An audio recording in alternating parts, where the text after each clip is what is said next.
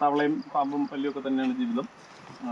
എനിക്ക് തോന്നുന്നു അത് തുടങ്ങിയപ്പോൾ തൊട്ട് കഴിഞ്ഞ 15 വർഷമായിട്ട് സ്ഥിരം നമ്മൾ മോണിറ്റർ ചെയ്യുന്ന ഒരു ലോങ് ടേം സൈറ്റാണ് ഈ ഒരു ഏരിയ.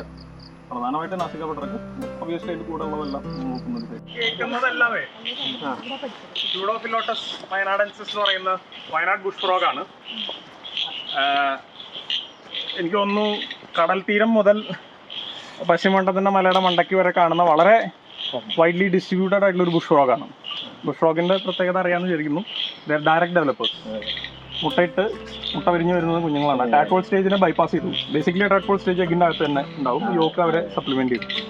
അപ്പോൾ അവരുടെ ഒരു അഡ്വാൻറ്റേജ് എന്താ വെച്ചാൽ they literally don't need water to lay their eggs.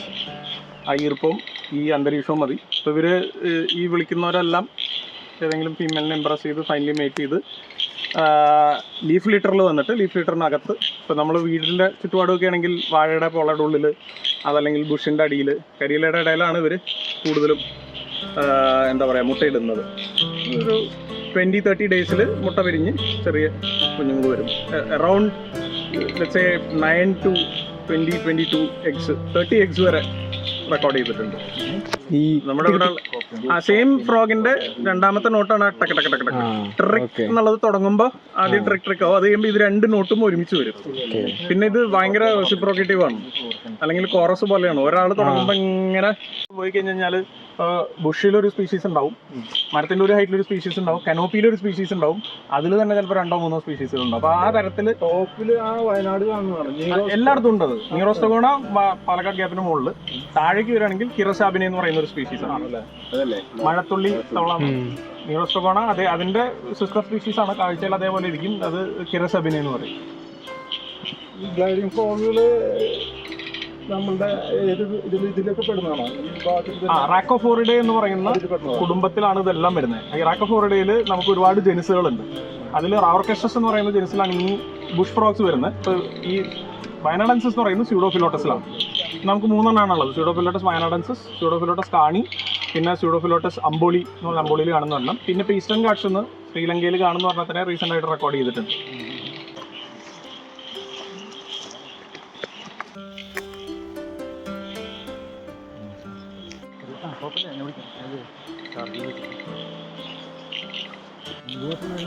ഈ യാത്രയിലെ പ്രധാന അതിഥി എന്ന് പറയുന്നത് നാസിക ബട്രാക്കസ് എന്ന് പറയുന്ന പർപ്പിൾ ഫ്രോഗാണ്.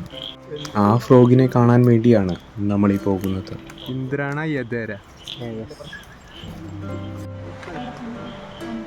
അത് പിറ്റ് വൈപ്പർ, ഹംനോസ് പിറ്റ് വൈപ്പർ.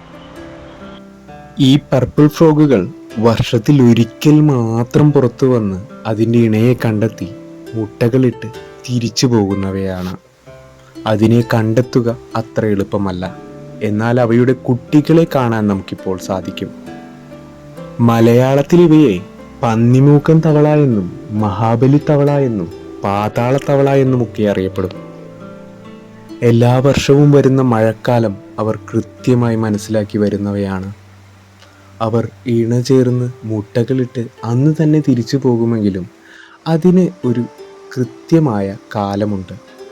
അവരുടെ മുട്ടകൾ ഒഴുകിപ്പോകാതിരിക്കാൻ ആദ്യ മഴയിൽ തന്നെ പുറത്തേക്ക് വരുന്നതും മുട്ടകളിടുന്നതും ഈ ജീവിയുടെ പ്രത്യേകതയാണ്.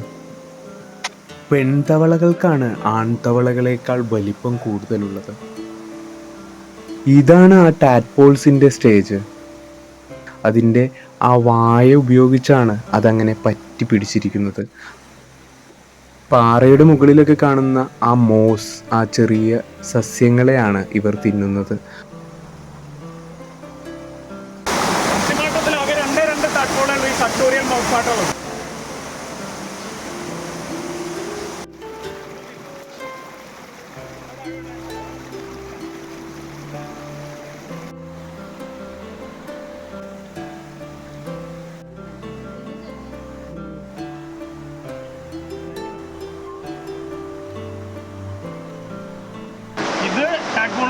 പിന്നെ ടാഡ്പോളിന്റെ അടുത്ത് തന്നെ ഉണ്ടല്ലോ.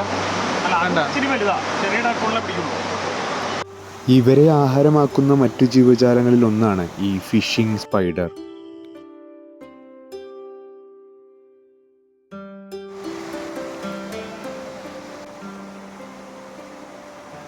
ആ 100-110 ദിവസം കഴിയുമ്പോൾ ഏതാണ്ട് ഒരു മാസത്തോളം എല്ലാ ദിവസവും രാത്രി നമുക്കൊരു 5-6 അവരങ്ങനെ ആണ് പോകുന്നത്. അതായത് kind of anti predatory strategy. എല്ലാം ഒരുമിച്ച് കയറി കഴിഞ്ഞാൽ എല്ലാ പ്രിഡേറ്റേഴ്സും വരും അടിച്ച് തീർക്കും. ഇവർ മുട്ടയിടുന്നതും ഭയങ്കര റെവല്യൂഷണൈസ് ഇല്ല.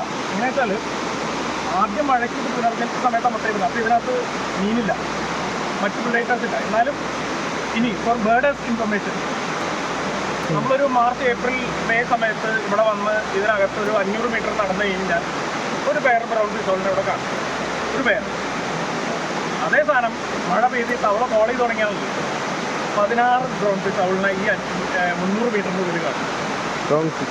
പുറത്ത് വരുന്നുള്ളത് അറിയാം. ഈസ്റ്റാണ് പുറത്ത് വരുന്ന ദിവസം ബ്രൗൺ ഫിഷോള്, ചെക്കൻ ടീ പറ്റും. ഞാൻ പറയുന്നത് ഒരുപാട് സാധനങ്ങളെ അവോയ്ഡ് ചെയ്തെങ്കിലും ഈ ആനിമൽസ് ഞങ്ങളെ ഇതിനെക്കുറിച്ച് നല്ലോണം അറിയാം. അപ്പോൾ ഈ ഒരു സ്വഭാവം കൊണ്ടായിരിക്കണം ഇത്രയും കാലം അല്ലെങ്കിൽ മൺസൂണിനൊപ്പം പരിണമിച്ചു. ഇപ്പം മണ്ണിനകത്തിരുന്നുകൊണ്ട് ഇവിടെ 5-ാം ദിവസം 10-ാം ദിവസം ഹെവി റെയിൻ പെയ്യുന്ന എങ്ങനെയാണെന്ന് മനസ്സിലാക്കുന്നത്. ഇത് ആ ലൈക്ക് ഇംപ്രിൻറ്റഡ് ആണ്. ആ ലോങ് മൺസൂൺ പാറ്റേണിനെ കുറിച്ചുള്ള ഒരു അണ്ടർസ്റ്റാൻഡിങ് അവർക്ക് മാറി വരേണ്ടത്. മാറി.